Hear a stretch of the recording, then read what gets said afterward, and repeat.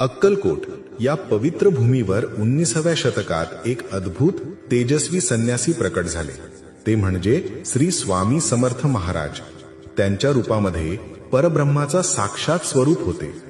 सुरुवात स्वामी महाराज कधी एखादा झाडाखाली बसून समाधी लावत, कधी गावोगावी भिक्षा मागत, तर कधी भक्तांशी अगदी साध्या भाषेत संवाद साधत। पण त्यांच्या प्रत्येक कृतीत परमेश्वराची लीला दडलेली असे। एकदा अक्कलकोट्या एक गरीब शेतकरी राहत होता। त्याचे नाव भीमा होते। वर्षानुवर्षे कष्ट करूनही त्याच्या शेतात काही पीक येईना। घरात दारिद्र्य होते, मुलं उपाशी राहायची। भीमाची पत्नी रोज डोळ्यात पाणी घेऊन म्हणायची, देवा, आमच्या संसाराचा भार आता सहन होत नाही। एका दिवशी भीमा निराश होऊन गावाबाहेर निघाला। तेवढ्यात त्याला एका झाडाखाली बसलेले स्वामी समर्थ महाराज दिसले। फाटक्या वस्त्रात, डोक्यावर केसांचा गुंता, पण डोळ्यात अतुलनीय तेज। भीमा त्यांच्या चरणी पडला आणि म्हणाला, महाराज, मी खूप दुःखी आहे। माझ्या शेतात पीक येत नाही, माझ्या लेकरांना अन्न मिळत नाही, कृपा करा। स्वामींची कृपा।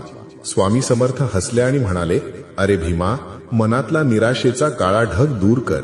उद्या तुझ्या शेतात जा, जमीन नांगर आणि जशी श्रद्धा आहे तसा बियांचा पेरा। पुढचं माझ्यावर सोपव।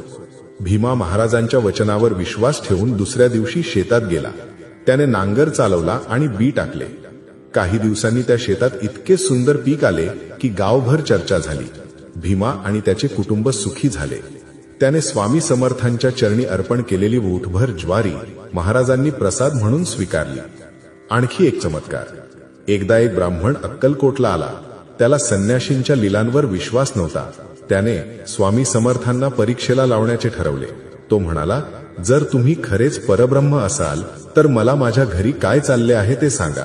स्वामी महाराज डोळे मिटून काही क्षण बसले आणि म्हणाले, तुझ्या घरी तुझा मुलगा आजारी आहे।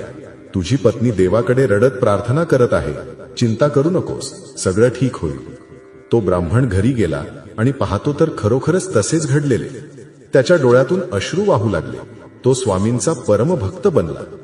स्वामींचे अंतिम वचन। स्वामी समर्थ महाराज आयुष्यभर भक्तांचे दुःख दूर करत राहिले। त्यांनी सांगितले, भिवू नकोस, मी तुझ्या पाठीशी आहे। विश्वास ठेव, भक्ती कर आणि मन शुद्ध ठेव, मी सर्वत्र आहे। महाराजांनी शेवटच्या क्षणी आपल्या भक्तांना दिलेला संदेश असा होता की भक्तांनो, माझे शरीर जाईल पण माझा आत्मा सदैव तुमच्या सोबत राहील। जिथे माझे नाव घेतले जाईल तिथे मी धावून येईल। उपसंहार। आजही अक्कलकोट मगरीत श्री स्वामी समर्थ या नावाचा गजर होताच भक्तांच्या जीवनात चमत्कार घडतात।